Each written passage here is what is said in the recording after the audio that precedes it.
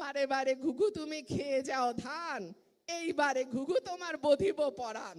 আমি তো বিএনপির সঙ্গে মিশি না, ওরা তো এই দেশে থাকার মতোই না, বঙ্গোপসাগরে ফালাই দিতে পারলে আর একটু ভালো হইতো।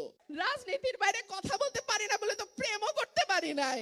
হাসিনা বলছিল না ঘরে ঘরে চাকরি দিব, ঘরে ঘরে বেকার দিয়েছে।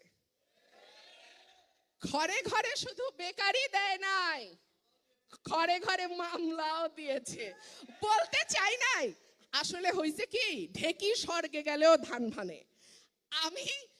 আমাকে কিন্তু 2-3 দিন আগে ওয়ার্নিং দেওয়া হয়েছে, এটা কিন্তু অরাজনৈতিক বক্তব্যের জায়গা। আমি বলি খাইছে, আমার মাথার চুল থেকে পায়ের নখ পর্যন্ত রাজনীতি। আমি রাজনীতির বাইরে কথা বলবো কেমনে? রাজনীতির বাইরে কথা বলতে পারি না বলে তো প্রেমও করতে পারি নাই। রাজনীতি ছাড়া আমার কথা হয় নাকি? যাই হোক, তো কি বলতেছিলাম, ঘরে ঘরে দিছে মামলা। বিরোধী দল একটা সময় মানুষ ভাবতো বিএনপি করে, আচ্ছা ঠিক আছে ওদের সাথে না মিশলেই হবে, আমি দাওয়াত দিলে আত্মীয়রা আসে না, প্রমোশন আটকায় যাবে, ব্যবসা বন্ধ হয়ে যাবে, আরো কি কি কি কি জানি সমস্যা হবে, আসে না। আমি বলে আচ্ছা থাক, আমার টাকা বাঁচলো, খাওয়াইতে লাগলো না, ভালো কথা, সম্পর্ক রাখে না।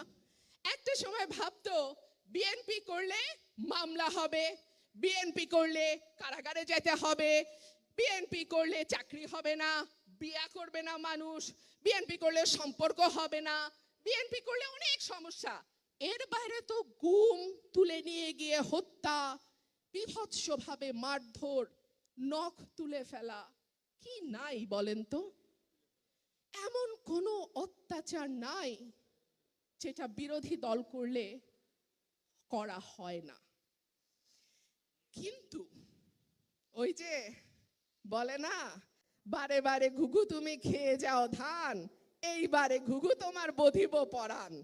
যারা রাজনীতি করেন না তারা মাইন্ড করেন না ভাই, দুটা সত্য কথা বলি। যারা মনে করছে আমি তো বিএনপির সঙ্গে মিশি না, ওরা তো এই দেশে থাকার মতোই না, বঙ্গোপসাগরে ফালাই দিতে পারলে আর একটু ভালো হইতো, তারাও এখন আর নিরাপদ না।